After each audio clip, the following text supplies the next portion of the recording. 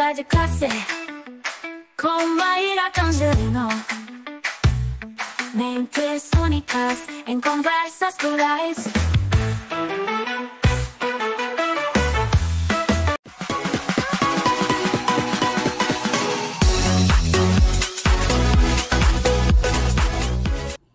Olá, pessoal! Boas-vindas ao Conversa de Classe.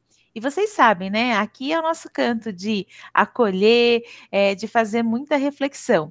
E hoje eu estou muito feliz porque eu vou receber uma pessoa que eu admiro demais pelo trabalho incrível que ele faz, pelo professor maravilhoso que ele é. E ele vai falar de um tema, assim, um pouco diferente, que vai juntar história, que vai juntar literatura. Eu estou aqui com o professor Rafael Rigoni, ele é professor, doutorando em História e Teoria Literária, e ele é um profundo estudioso da linguagem e das relações humanas. E eu já combinei com ele aqui, ó, que a gente vai começar começando. Eu vou mandar a primeira pergunta. Rafael, você nos provoca quando você fala do fascínio e do assombro pela linguagem, e de como ela é o único meio de acesso a certas experiências humanas. Pensando aí na educação, e especialmente quando a gente fala do ensino de línguas, como que nós, como educadores, podemos amplificar esse fascínio, acolher esse assombro e, claro, permitir que a linguagem seja uma ponte genuína para a experiência do outro e não apenas um conjunto de regras gramaticais? Rafael Rigoni, professor Rafael, com muita honra mesmo, bem-vindo ao Conversa de Classe. Muito obrigado, muito feliz de estar aqui. Primeiro por ter esse momento com você, eu acho que é sempre muito rico, e também por estar num lugar que já teve muita gente boa, né? Muita história, muita conversa aconteceu aqui que eu gostei, então estou feliz. E já gostei porque acho que a primeira pergunta é difícil e é importante. Eu acho que, principalmente, assombro e fascínio são duas palavras que eu penso mesmo diante da linguagem, e são coisas que necessitam de tempo. Quando a gente pensa em literatura, linguagem, ou vamos ficar nesses dois adjetivos, tem uma beleza na demora. A gente precisa gastar tempo para poder ser assombrado, sabe? Você precisa ter tempo para poder perceber as coisas, para poder ser afetado. Então, eu acho que como educador, se a gente quer manter vivo esse fascínio, esse assombro pela linguagem, a gente precisa nos permitir ser afetado pela língua. Então, ter experiências onde você realmente se sinta surpreendido, onde você se sinta tocado e movimentado por ela, assim. Eu penso muito naquele conceito do Spinoza de afeto, realmente aquilo que nos afeta, aquilo que nos toca a nossa pele. Então, eu acho que se você quer trabalhar com línguas, se você quer trabalhar com linguagem, o primeiro passo é você ter tempo para você ser afetado por ela. E aí, nós temos muita sorte, porque nós brasileiros temos um cancioneiro popular maravilhoso. Porque, assim, a gente é afetado pela linguagem, através de boas conversas, pode ser através de uma terapia bem feita, a linguagem nos afeta, mas principalmente, no meu caso, a literatura, a poesia, a música popular brasileira. Eu sou apaixonado pelo Brasil porque eu acho que a gente tem a poesia em todos os cantos. Você às vezes está na rádio, escuta uma música, escuta um verso, você fica pensando, nossa, como... Então, assim, quer trabalhar com isso? Deixa ser afetado pela linguagem. Uma das coisas que, pelo menos na minha prática, eu percebi que quanto mais eu olhava para a linguagem com esse fascínio e me assustava com ela, muitos elementos da minha prática na sala de aula mudaram. Por exemplo, o próprio ensino de gramática. Você deixa de ver a gramática como algo, nossa, se a gente precisa decorar essas regras, se eu infringir essas regras, eu estou cometendo um pecado. Você passa a olhar a gramática como uma aliada, sabe? Eu preciso entender muito bem como ela funciona, porque eu quero me expressar e eu quero entender melhor como se expressar. E aí eu acho que isso começa a ganhar uma relevância diferente do nosso trabalho na sala de aula. Você começa a mostrar para os seus alunos, não, isso aqui não é só um conjunto, sabe? A gente não inventou isso aqui para atrapalhar a vida ou dificultar a vida de vocês. Muito pelo contrário, a gramática está aí para facilitar a comunicação, para poder se expressar com mais clareza, poder articular realmente as ideias. Então, eu acho que quando a gente entende, deixa ser assombrado e fascinado pela linguagem, muita coisa boa acontece. E Rafa, tem uma riqueza na sua resposta, né? Eu sempre conto para as pessoas que vêm no programa que aqui tem muito docente, mas também tem muito graduando que ainda vai para a sala de aula. E eu vejo, né, o brilho no seu olhar quando você fala dessa profissão, né? De como a linguagem faz parte da sua vida. E eu fico pensando, né? Às vezes a gente está lá numa formação e faz uma pergunta, e a gente tem que apreciar esse tempo que as pessoas levam para processar aquilo que a gente está perguntando, né? Porque é o momento em que você engaja as pessoas a entrar em contato com elas mesmas, né? E até estou falando isso porque a sua concepção de linguagem e subjetividade, elas têm um ponto aí que é importante, que é a alteridade, né? Eu acho que a alteridade é muito potente aí na sua fala. E, infelizmente, a gente tem vivido, né, um momento de muita polarização no mundo, e às vezes o diferente é visto como uma ameaça. O que eu quero te perguntar, como que a sala de aula pode se tornar um laboratório de alteridade, mas muito nesse sentido assim, como que eu encontro o outro através da linguagem, como que eu construo pontes e vou tirando aí os muros, preparando exatamente os alunos e alunas para esse exercício de uma cidadania mais empática e mais crítica. Bom, eu gosto que as perguntas elas só aumentam o nível de dificuldade, né? Vai melhorando. Eu vou dar uma resposta, e antes da minha resposta eu vou falar um verso do Drummond que eu gosto bastante, que tem um poema do Claro Enigma, ele vai falar: acaso é resposta adicionar um enigma a outro enigma? Sabe? Será que dá para chamar isso de resposta que eu vou dar? Porque é mais uma dúvida, porque isso é uma das coisas que me encanta na sala de aula, o fato de a gente não ter uma resposta certa para tudo, sabe? A gente está lidando com a subjetividade humana, e se tem uma coisa que a subjetividade humana é complexa e única, então eu não consigo apresentar um padrão. Quando a gente está trabalhando em formação de professores, eu uso sempre a metáfora do sanduíche do McDonald's. Não dá para a gente apresentar uma receita e dizer que é como o sanduíche do McDonald's. Usa sempre o mesmo queijo, sempre o mesmo molho. Talvez esse seria a receita do fracasso para a sala de aula, você pegar sempre a mesma e aplicar em todos os alunos. Então, quando eu penso na sala de aula, pelo menos a experiência que foi, e para olhar para ela como esse exercício de alteridade, eu sempre acho que a gente tem que primeiro começar com uma distinção entre responsabilidade e controle. Então, eu sou responsável por aquele momento, mas eu não estou em controle daquele momento. Acho que a sala de aula, porque assim, pensando aqui, educação infantil, os anos finais ou ensino médio, são ainda crianças e adolescentes em formação. Então, a gente tem uma pessoa que é responsável por aquele momento. Não pode se isentar dessa responsabilidade. Sou eu, professor, eu tenho... Se acontecer qualquer coisa aqui, sou eu que vou responder por eles. Mas eu acho que às vezes a gente confunde essa responsabilidade com um controle absoluto e total da sala de aula. Tudo tem que acontecer nos meus termos, eu tenho que...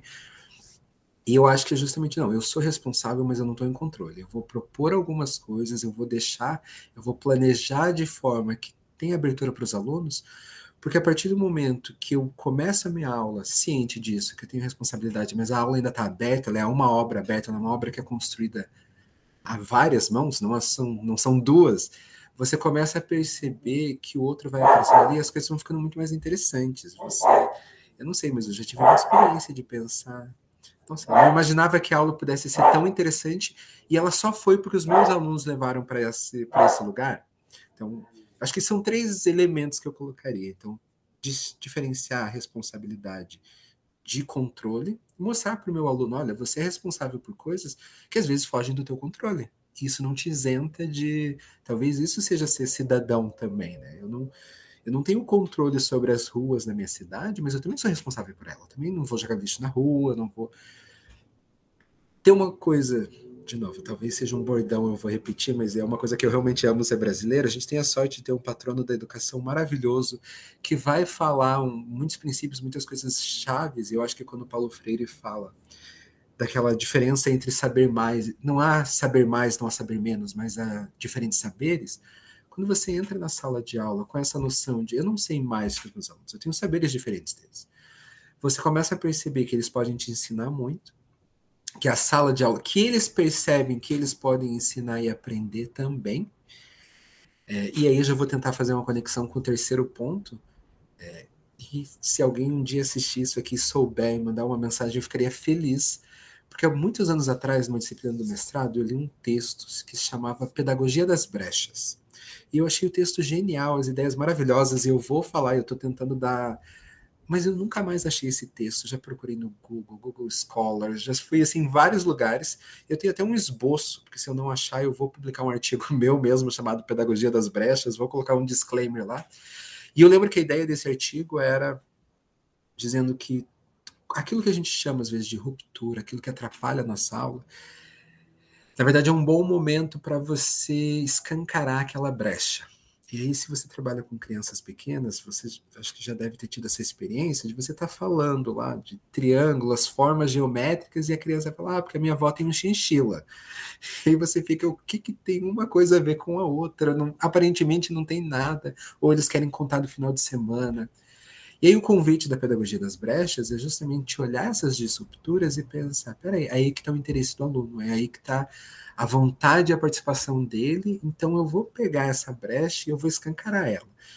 Conforme a gente vai tendo mais tempo e mais experiência, a gente já consegue fazer relações mais rápidas. Então eu estou trabalhando aqui classes de palavras e o menino trouxe falando do porquinho da Índia da avó dele. Um pouquinho da Índia, que tipo de palavra? A gente está falando de um verbo, a gente está falando de um substantivo, adjetivo, a gente vai tentar... Ou às vezes eu vou entrando na conversa, e eu lembro de uma aula, acho que com o 7º ano, que uma vez eles me perguntaram, era uma aula de inglês, e eles me perguntaram o que era charrete, como dizia charrete em inglês. Eu olhei para a turma e falei, gente, eu não sei nem o que é charrete em português, como que eu vou dizer o que é em inglês? Eles deram risada e perguntaram, mas como assim você não sabe? E a conversa, a aula toda se direcionou, a gente tomou um rumo de desconstruir essa ideia desse lugar de saber, quem sabe, sabe tudo. Não. A gente tem algumas ideias e muitas dúvidas. E eles, nossa, prof, mas você é professor de português e de inglês e não sabe tudo? E aí, como 7º ano, eu falei, gente, eu sou professor, eu não sou dicionário, mas a conversa entrou nessa questão de eu não preciso saber tudo. O que eu preciso é ter uma visão crítica sobre o mundo. Acho que foi uma das melhores aulas. E começou com um aluno me perguntando sobre como dizer charrete em inglês. E eu não sei. Então, assim, quer olhar e quer ajudar o aluno a entender a linguagem, entender? Tá aberto a esses momentos de disruptura. Não achar que você sabe tudo e os alunos sabem nada. Realmente validar as experiências deles. E o primeiro ponto foi... Na minha cabeça eu tinha feito 3... não confundir responsabilidade com controle. Eu acho que é isso. Rafa, sensacional, né? Que resposta completa, né? E esses exemplos que você traz do cotidiano, acho que fortalecem também para a gente entender, né? Essa perspectiva que você está trazendo na prática.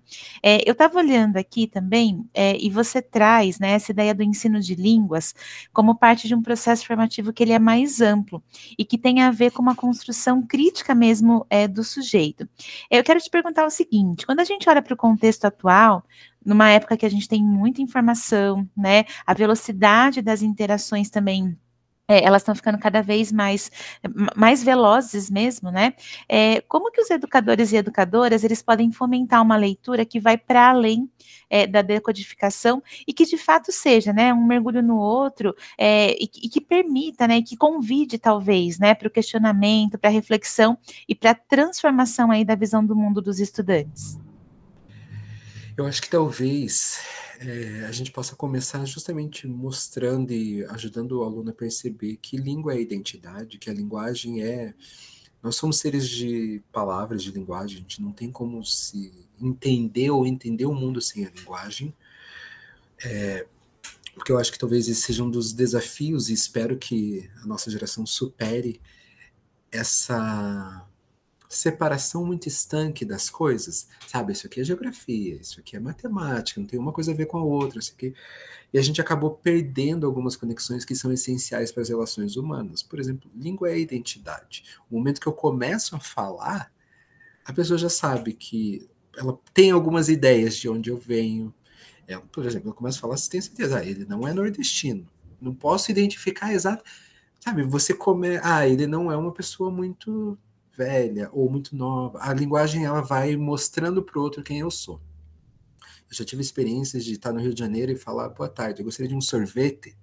E o meu sorvete, a pessoa começa a dar risada e fala, você não é daqui, né? Você é do sul. Eu falei, sim. Então, a linguagem, ela é identidade. Se Se o aluno começar a perceber isso, ele pode perceber que os textos e a leitura que a gente apresenta, eu acho que pode se tornar um pouquinho mais interessante, porque na minha concepção o que mata toda a vontade, todo o desejo, é você obrigar e você forçar o aluno a encarar o texto como algo. Olha, isso aqui é um mistério que você tem que revelar, mas a resposta correta é a que está na minha cabeça. Sabe, não, você priva o aluno de se relacionar e de realmente ter uma vivência com o texto, e você coloca o objetivo, olha, descubra o que eu acho. Então, quando você começa a mostrar, olha, a gente está falando de pessoas. Eu tenho acho que um 8º ano, ou 9º ano, agora não lembro exatamente o canto, a gente trabalhou o conto A Cartomante, do Machado de Assis, que é um conto sobre traição, um conto pesado e tudo mais. E eu lembro que foi um momento que, gente, vocês nunca sentiram ciúmes? O que vocês fazem quando vocês sentem ciúmes? E a gente começou. Quando eles entenderam que aquele texto era um texto sobre ciúmes, sobre uma emoção que eles poderiam estar sentindo ou sentem no dia a dia, eles começaram a perceber, mas peraí, isso aqui não é só um monte de palavras difíceis que alguém um dia... Eu lembro que eu fiz uma brincadeira. Gente, imagina você faz um post cheio de indiretas para aquela menina que você gosta, porque você está morrendo de ciúmes. O Machado de Assis, ao invés de fazer um post, não tinha Instagram, ele fez um conto. Mas ele estava querendo trabalhar sabe, você mostrar que aquilo não é algo fora da realidade. Não, olha, conecta com a tua vida. Porque a partir do momento que você vê o texto como um lugar de trabalhar emoções, sensações, experiências de vida que você não tem. Eu sou super fã da internet, acho que assim, é muito bom viver no século XXI, apesar de todas as dores, a gente tem, olha só o momento que a gente está tendo agora, é muito rico, eu aprendo muito, eu falo para os meus alunos, gente, hoje em dia tem experiências que a internet te proporciona que é melhor que a presencial. Tem alguns museus que você visita que você tem que ter uma distância do quadro que você não consegue nem enxergar direito. Ou às vezes é uma igreja que tem um quadro super bonito, mas a igreja é toda escura, que você não consegue ver nada direito. Você vê na internet, você consegue ampliar, ver no detalhe, você vê a sombra. Então acho que a gente sempre tem que estar consciente de que tem muita coisa boa. Mas um dos malefícios é justamente essa velocidade ou essas trocas assim, sem... Acho que tudo que é bom demanda tempo e atenção, e a internet ela nos propicia certas experiências e nos priva de outras. O texto também, ele nos dá certas experiências e nos priva de outras. E essas experiências que os textos nos fornecem, elas podem ser transformadoras.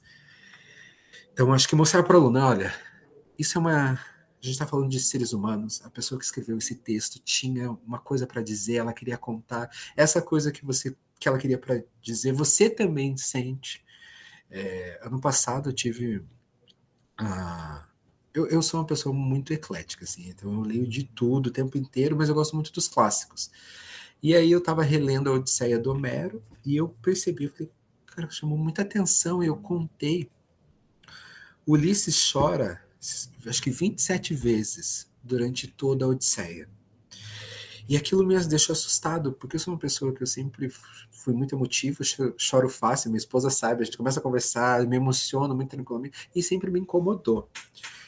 E aí, lendo, eu pensei, nossa, um símbolo de herói grego, que é Ulisses, imagina, ajudou a vencer a guerra de Troia, a gente está falando dele até hoje, era um homem que chorava facilmente. Então, na maior Odisseia, são 27 vezes que ele para chorar, que ele está com os olhos marejados. Estou falando isso por quê? Porque nesse momento eu me assustei. Eu aqui em Curitiba, em 2024, tenho uma conexão com um homem grego de 3.000 anos atrás, de 4.000 anos atrás. Quando a gente consegue mostrar isso para o aluno, olha, você consegue fazer conexões, você consegue compartilhar experiências com pessoas que você nem imaginava, a vida fica muito mais legal e o texto, então, fica uma coisa interessante, não fica aquela... tem que ler mais um parágrafo, mais... Não, peraí. Como que essa pessoa, 3.000 anos atrás, respondeu esse dilema que eu estou vivendo hoje? Como que ela lidou com o fato de que a amiga dela está namorando o cara que ela gosta?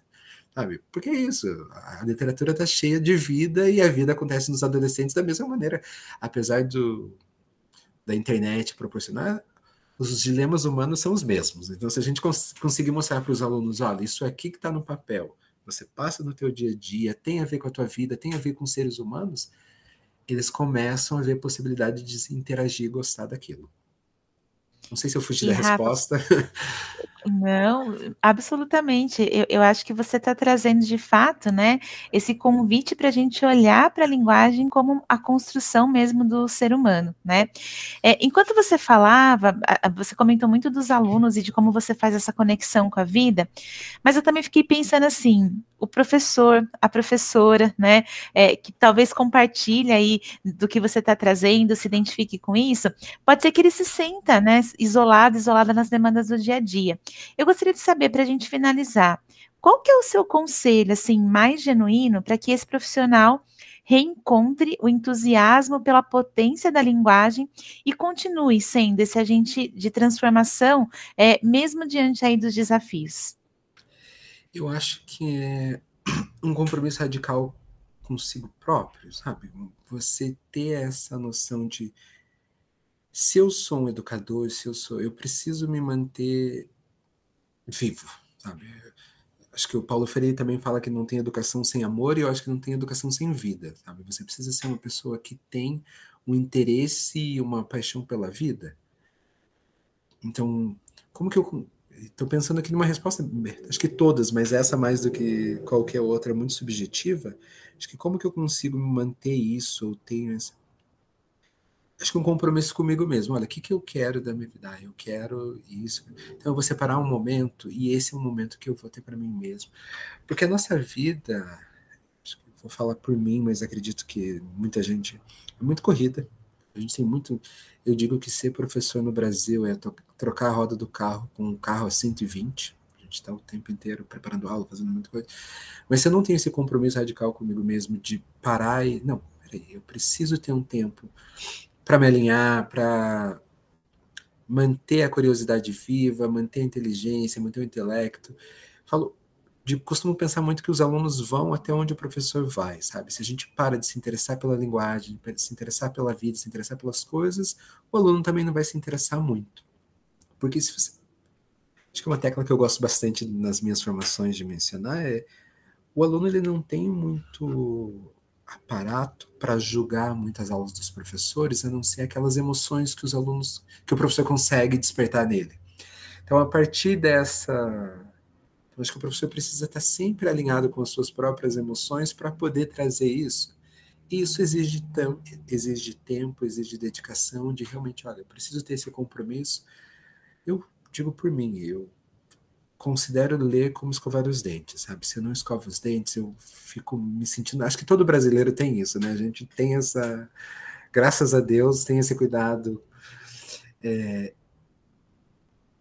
Então eu tenho que ter um tempo, eu preciso separar um momento, por mais que seja um dia corrido, por mais que eu esteja cansado, eu preciso ter, não, esse é o momento que eu vou, sabe, limpar as cáries mentais, eu vou limpar as cáries, eu vou separar um tempo para mim mesmo, vou respirar, vou... Que eu acho que esse é o maior desafio, sabe, não deixar que a rotina do teu dia a dia leve a tua vida, mas que você ainda esteja em controle, que você ainda... Ei, qual que é o meu compromisso? O meu compromisso é, a partir do momento que você consegue se religar a esse compromisso e objetivo que você tem, muito pessoal, as coisas ganham mais interesse, ânimo, disposição, acho que tudo fica melhor. Rafa, que lindo, né? Adorei aí a expressão da gente limpar as cáries mentais, né? Eu queria aproveitar esse momento para te agradecer pela inspiração. Rafa, você é um professor inspirador mesmo, assim, gente, Obrigado. eu me inspiro muito nele, viu? Agradecer também a sua generosidade e perguntar se você quer deixar uma mensagem de finalização para o pessoal que está assistindo a gente. Bom, eu não sei, eu diria aproveitar toda essa cultura rica que o nosso Brasil nos oferece. Eu acho que hoje em dia é uma das coisas que, trabalhando com professores, eu percebo que perdeu-se o apreço e toda a admiração de tanta coisa que o nosso país oferece, de tanta cultura, tanta... Então, como professor, eu acho que a gente tem essa oportunidade de ter mais experiências, ter professores. Então, realmente aproveitem as pessoas que estão em volta do seu dia a dia, conversa. Eu gosto dessa sala de aula, é um ambiente muito rico, mas a sala dos professores também pode ser. Tem professores com outras vivências, que estudaram outras coisas, que lerem outros livros. Sempre digo, a vida é muito complexa, mas ela é única, então a gente tem essa obrigação de fazer ela ser o melhor que a gente pode. Então, não sei. Vou aqui sintetizar. Aproveitem e não esqueçam que é um privilégio. Por mais que ser professor é padecer no paraíso, a gente tem muita dificuldade, mas é realmente um privilégio pensar que, sem demagogia alguma, nós trabalhamos com algo que faz todo dia esse país um lugar melhor. Por mais é triste o que eu vou falar, mas eu fico pensando quais são as chances que um brasileiro pobre tem de ascender socialmente. Legais, porque ilegalmente tem aí o tigrinho, as drogas, o tráfico, uma série de outras coisas. Legalmente é o ensino, é a educação, é o estudo. Então eu penso, como professor, então minha mensagem final, não esqueça, ainda por mais difícil que possa ser, é um baita privilégio ser professor, sabe? É uma honra e eu acho que isso a gente tem que alimentar, tem que lembrar, tem que lutar por direitos, por melhorias de condições de trabalho, salários melhores. Isso acho que a gente não pode deixar em segundo plano, mas também não pode perder esse privilégio e prestígio, sabe? Eu poderia estar apertando parafuso, mas não, estou aqui com criança que a gente se diverte, aprende. Acho que é isso. Que lindo, Rafa. Uma mensagem potente mesmo, né? Principalmente nesse espaço aqui, que é um espaço para a educação. Te agradeço mais uma vez. E, pessoal, a gente se vê no próximo Conversa de Classe. Até mais. Muito obrigado. Tchau, tchau.